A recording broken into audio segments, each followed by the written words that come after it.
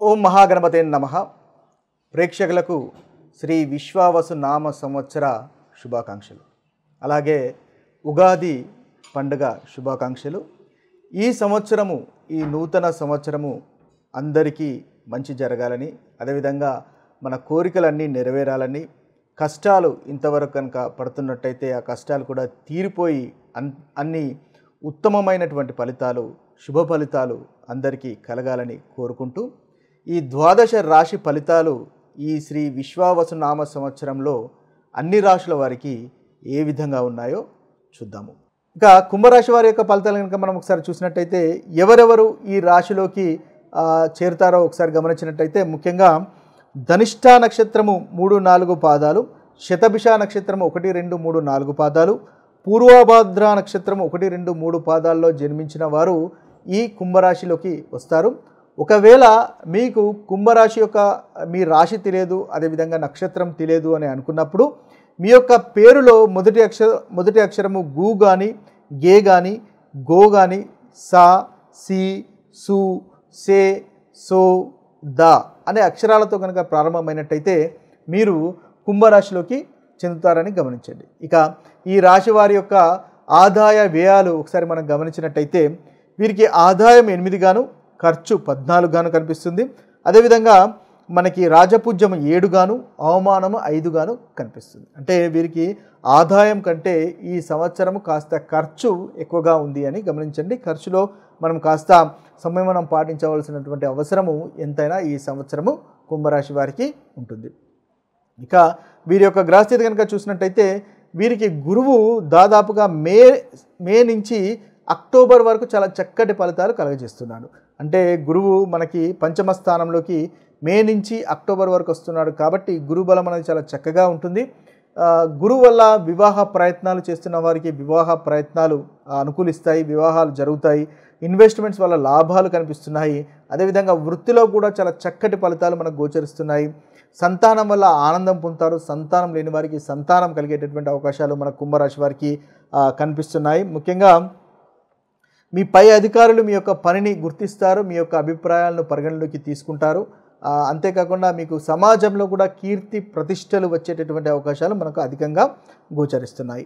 అయితే ఈ గురుగ్రహము మనకు మే నుంచి అక్టోబర్ వరకు అనుకూలంగా ఉన్నాయి. దాదాపు మిగతా గ్రహాలు దాదాపు ప్రతికూలమైనటువంటి ఫలితాలు మనకు కుంభరాశి వారికి కలుగజేస్తున్నారు. ముఖ్యంగా శని 2వ స్థానంలోకి సంచారము, అదేవిధంగా రాహు 2వ స్థానము 1వ స్థానంలో సంచారము, కేతువు 8వ స్థానము 7వ స్థానంలో సంచారం అనేది జరుగుతుంది. కాబట్టి ముఖ్యంగా ధన విషయంలో జాగ్రత్తగా ఉండవలసినటువంటి అవసరం ఎంతైనా ఈ సంవత్సరం ఉంటుంది. సేవింగ్స్ని వృద్ధి చేసుకునే ప్రయత్నం చేయండి. ఖర్చు చేసుకునేటప్పుడు 1-2 సార్లు ఆలోచించండి. కుటుంబ విషయంలో కూడా కాస్త చిన్న చిన్న తగాదాలు ఉండే అవకాశాలు ఉన్నాయి. వాక్కు అంటే మీది ఏదైతే మాట తీరు ఉంటుందో ఆ మాట తీరులో సంయమనం పాటించండి. కాస్త ఓపికగా ఉండండి. తద్వారా మంచి ఫలితాలు అనేవి కుంభరాశి వారు ఈ సంవత్సరంలో తప్పకుండా మీరు పొందగలుగుతారు. ముఖ్యంగా ధన విషయంలో ఈ సంవత్సరంలో జాగ్రత్తగా ఉండడం వల్ల మంచి ఫలితాలు అనేవి మనకి కుంభరాశి వారికి ఈ సంవత్సరము మీరు పొందగలుగుతారు. అయితే అనవసరమైనటువంటి గొడవలకు వెళ్లకుండా ఉండడం కూడా ఈ కుంభరాశి వారికి ఈ సంవత్సరంలో మనం చెప్పదగినటువంటి సూచన. తీర్థయాత్రలు ఉంటాయి, ఆలయ సందర్శనలు ఉంటాయి, దైవభక్తి పెరుగుతుంది, స్పిరిచువల్గా మారుతారు.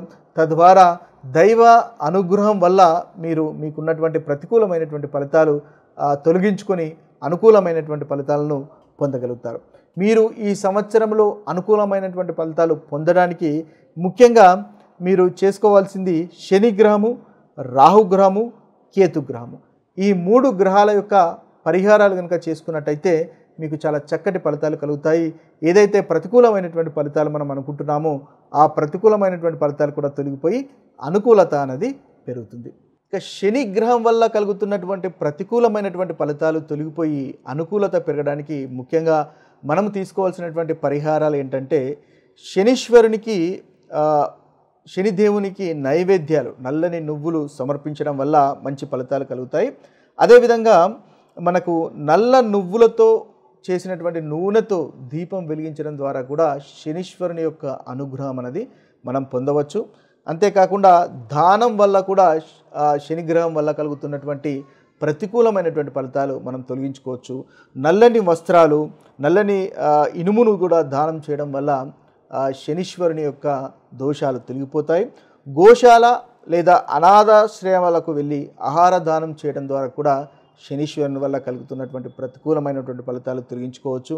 అంతేకాకుండా మంగళవారము, శనివారము హనుమాన్ చాలీసా పఠించడం ద్వారా కూడా మనకు శని వల్ల కలుగుతున్న బాధలకు మనం విముక్తి పొందవచ్చు. అంతేకాకుండా మనం ఇంకా చూసినట్టయితే శనీశ్వరుని యొక్క అనుగ్రహం పొందడానికి ముఖ్యంగా ధర్మ మార్గంలో నడవడం అనేది చాలా ముఖ్యమైన విషయంగా గమనించండి. ఎవరికి మనకు కీడు చేయకుండా, ఎవరిని మోసం చేయకుండా ఒక డిసిప్లిన్డ్గా, ఒక క్రమబద్ధంగా గనక ఉన్నట్టయితే శనీశ్వరుని వల్ల కలుగుతున్నటువంటి ప్రతికూలమైనటువంటి ఫలితాలు మనం తొలగించుకోవచ్చు. ఎవరైతే నిజాయితీగా ధర్మబద్ధంగా ఉంటారో వారికి శనీశ్వరుని వల్ల కలిగేటటువంటి ఇబ్బందులు ఎటువంటివి ఉండవు. అలాంటి ఇబ్బందులు అనేవి శనీశ్వరుని వల్ల కలగవు అని గుర్తించండి. అంతేకాకుండా శనీశ్వరుని యొక్క హోమము కూడా మీకు బాగా శనీశ్వరుని వల్ల ఇబ్బంది కలుగుతున్నట్టయితే శనీశ్వరునికి సంబంధించినటువంటి హోమ జపాలు కూడా చేయించుకోవడం వల్ల ఉత్తమమైనటువంటి ఫలితాలు కలుగుతాయి. ఇవి శనీశ్వరునికి మనం చేసుకోవాల్సినటువంటి పరిహారాలు. ఇక రాహుగ్రహం వల్ల కలిగినటువంటి ప్రతికూలమైనటువంటి ఫలితాలు తొలగిపోయి ఉత్తమమైనటువంటి ఫలితాలు కలగడానికి మనం చేసుకోవాల్సినటువంటి పరిహారాలను ఒకసారి చూసినట్టయితే రాహు బీజ మంత్రము ఓం భ్రాం బ్రీం బ్రౌం సహ రాహవేన్ నమః అనేటటువంటి బీజ మంత్రాన్ని రోజుకు 108 సార్లు పఠించడం వల్ల రాహుగ్రహం వల్ల కలిగేటటువంటి ప్రతికూలమైనటువంటి ఫలితాలు తొలగిపోయి అనుకూలత పెరుగుతాయి. ముఖ్యంగా ఈ రాహు కాలంలో ఏదైతే మనకు ప్రతిరోజు వస్తుందో ఆ రాహు కాలంలో ఈ రాహు బీజ మంత్రాన్ని పఠించడం వల్ల ఇంకా అధికమైనటువంటి ఫలితాలను మనము పొందవచ్చు. ఇక చూసినట్టయితే శివునికి అభిషేకం చేయడం వల్ల కూడా రాహుగ్రహం వల్ల కలిగేటటువంటి ప్రతికూలమైనటువంటి ఫలితాలు తొలగించుకోవచ్చు. అదేవిధంగా శివలింగం లేదా కాలభైరవునికి నల్లటి నువ్వులు సమర్పించడం ద్వారా కూడా మనము మంచి ఫలితాలు పొందవచ్చు. నాగదేవతకి ముఖ్యంగా పాలతో కానీ లేదా పంచామృతం కానీ అభిషేకం చేయడం వల్ల మనకు రాహువు వల్ల కలిగేటటువంటి బాధలు తొలగించుకోవచ్చు. ఇక చూసినట్టయితే రాహుకేతు యొక్క శాంతి పూజ వల్ల కూడా మీకు వీలైనప్పుడు రాహుకేతుల యొక్క శాంతి పూజ చేసుకోవడం వల్ల కూడా మనకు రాహుగ్రహం వల్ల కలిగేటటువంటి బాధలను మనము తొలగించుకోవచ్చు. అదేవిధంగా శివుడి ఆలయంలో ముఖ్యంగా ఈ రాహుకేతుల యొక్క పూజను జరిపించాలి. లేదా శ్రీకాళహస్తి ఆలయంలో కూడా పూజలు జరిపించినా కూడా మనకు చక్కటి ఫలితాలు అనేవి కలుగుతాయి. అంతేకాకుండా ప్రతి శనివారము రాహుకాల సమయంలో శివాలయంలో శివునికి అభిషేకం చేయడం ద్వారా కూడా రాహు వల్ల కలిగేటటువంటి ప్రతికూలమైనటువంటి ఫలితాలు మనము తొలగించుకోవచ్చు. ఈ ప్రతికూలమైనటువంటి ఫలితాలు తొలగడమే కాకుండా రాహుగ్రహం వల్ల అనుకూలత, రాహుగ్రహం యొక్క అనుగ్రహం కూడా కలిగి మంచి ఉత్తమమైనటువంటి ఫలితాలు మీకు కలుగుతాయి. కేతుగ్రహం వల్ల కలిగేటటువంటి ప్రతికూలమైనటువంటి ఫలితాలు తొలగిపోయి అనుకూలమైనటువంటి ఫలితాలు కలగడానికి ముఖ్యంగా కేతుగ్రహానికి చేసుకోవాల్సినటువంటి పరిహారాలు గనక మనం ఒకసారి గమనించినట్టయితే ఓం కేతవాయ నమః అనేటటువంటి మంత్రాన్ని పఠించవచ్చు. లేదా కేతు యొక్క బీజ మంత్రమైనటువంటి ఓం శ్రాం శ్రీం శ్రౌం సహ కేతవేన్ నమః అనేటటువంటి మంత్రాన్ని 108 సార్లు కనుక మనం ప్రతిరోజు జపించగలిగినట్టయితే ఉత్తమమైనటువంటి ఫలితాలు మనకు కలుగుతాయి. అదేవిధంగా ముఖ్యంగా మంగళవారము లేదా శనివారము ఉదయము లేదా సాయంత్రము ఈ మంత్రాన్ని పఠించినట్టయితే ఇంకా మంచి ఫలితాలను కలుగుతాయి. ఒకవేళ ప్రతిరోజు మీరు మంత్రాన్ని జపించడానికి వీలు కానట్టయితే కనీసం మంగళవారము లేదా శనివారము ఉదయము సాయంత్రము ఈ మంత్ర జపం కనుక చేసినట్టయితే కేతు వల్ల కలిగేటటువంటి ఇబ్బందులు తొలగిపోయే అవకాశాలు మనకు అధికంగా ఉంటాయి. ఇక గణపతిని పూజించడం ద్వారా కూడా కేతుగ్రహం వల్ల కలిగేటటువంటి ప్రతికూలమైనటువంటి ఫలితాలు తొలగిపోతాయి.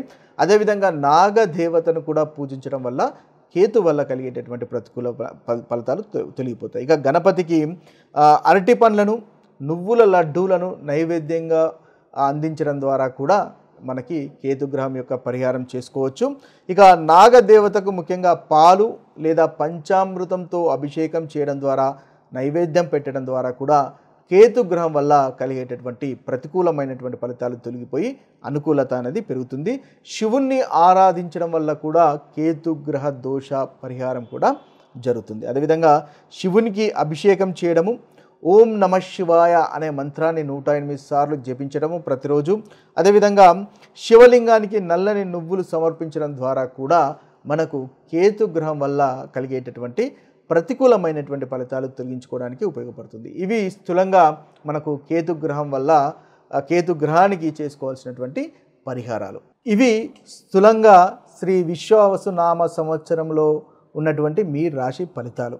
ఇక అందరికీ ఈ సంవత్సరంలో చాలా చక్కటి ఫలితాలు కలగాలి, మంచి జరగాలి, మీరు అనుకున్నటువంటి కోరికలన్నీ నెరవేరాలి, ధనధాన్యాలు అదేవిధంగా ఆయురారోగ్యాలు చక్కగా ఉండాలి అని మనస్ఫూర్తిగా ఆ భగవంతుణ్ణి కోరుకుంటూ, సర్వే జన సుజనో భవంతు, సర్వే సుజన సుఖినో భవంతు.